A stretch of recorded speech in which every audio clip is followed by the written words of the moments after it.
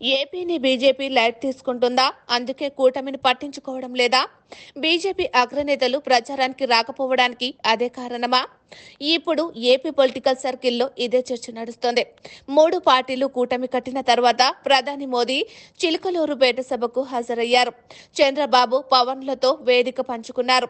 అయితే నెల రోజులు గడుస్తున్నా ప్రధాని మోదీ ఏపీ వైపు చూడకపోవడం కొద్దిపాటి అనుమానాలకు తావిస్తోంది. 6 నెలల కిందట తెలంగాణ అసెంబ్లీ ఎన్నికల్లో ప్రధాని మోదీ సుడిగాలి పర్యటన చేశారు. కానీ ఏపీ విషయానికి వచ్చేసరికి అందుకు విరుద్ధంగా వ్యవహరిస్తున్నారు. దీనిపై రకరకాల విశ్లేషణలు ప్రారంభమయ్యాయి. గత ఎన్నికలకు ముందు చంద్రబాబు ఎన్డీఏ నుంచి బయటికి వచ్చారు. ప్రధాని మోదీని విభేదించారు. ఆ ఎన్నికల్లో ఘోర పరాజయం చవిచూసి మూల్యం చెల్లించుకున్నారు.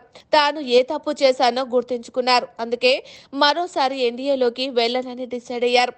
గత 5 సంవత్సరాలుగా ప్రయత్నం చేస్తూనే ఉన్నారు. చివరకు ఎన్నికల ముంగట బీజేపీ నుంచి గ్రీన్ సిగ్నల్ వచ్చింది. ఎన్డీఏలో చేరికకు మార్గం సుగమమయ్యేది. బీజేపీతో సీట్ల సర్దుబాటు కొలిక్కి వచ్చినా ప్రచారం విషయంలో మాత్రం బీజేపీ అగ్రనేతల నుంచి అనుకున్నంత స్థాయిలో సాయం దక్కడం లేదు. ఇంతవరకు ప్రధాని మోదీ, హోంమంత్రి అమిత్ షా ఏపీలో పర్యటన షెడ్యూల్ ఖరారు కాలేదు. కానీ ఇదే సమయంలో తెలంగాణలో ఎన్నికల ప్రచారానికి మాత్రం బీజేపీ అగ్రనేతలు క్యూ కడుతుండడం విశేషం. తెలంగాణలో బీజేపీ ఒంటరి పోరాటం చేసింది. జనసేనతో పొత్తు పెట్టుకున్న ప్రధాన పార్టీగా బీజేపీ ఉండేది. అందుకే బీజేపీ అగ్రనేతలు సైతం తెలంగాణ ఎన్నికల విషయంలో ప్రత్యేక ఆసక్తి కనబరిచారు. ప్రధాని మోదీ వరుస ఎన్నికల ప్రచార సభల్లో పాల్గొన్నారు. అయితే అక్కడ గెలిస్తే బీజేపీ అధికారం చేపట్టడానికి అవకాశం ఉంది. దక్షిణాది రాష్ట్రాల్లో కర్ణాటక తర్వాత ఆ జాబితాలో తెలంగాణ చేరుకుంది. అందుకే అక్కడ ఎలాగైనా అధికారంలోకి రావాలని బీజేపీ అగ్రనేతలు భావించారు. వ్యూహంలో భాగంగానే అక్కడ వరుస పర్యటనలు చేశారు. తెలంగాణతో పోల్చుకుంటే ఏపీలో విభిన్న పరిస్థితి ఉంది. ఇక్కడ పొత్తులతో ముందుకెళ్తోంది.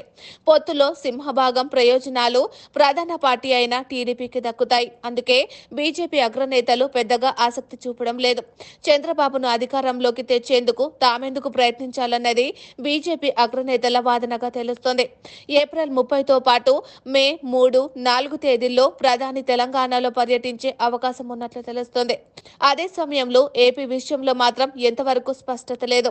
తెలంగాణలో 17 పార్లమెంటు స్థానాలకు బీజేపీ ఒంటరి పోరు చేస్తుండగా పొత్తులో భాగంగా ఏపీలో 6 పార్లమెంటు స్థానాల నుంచి బీజేపీ పోటీ చేస్తుంది.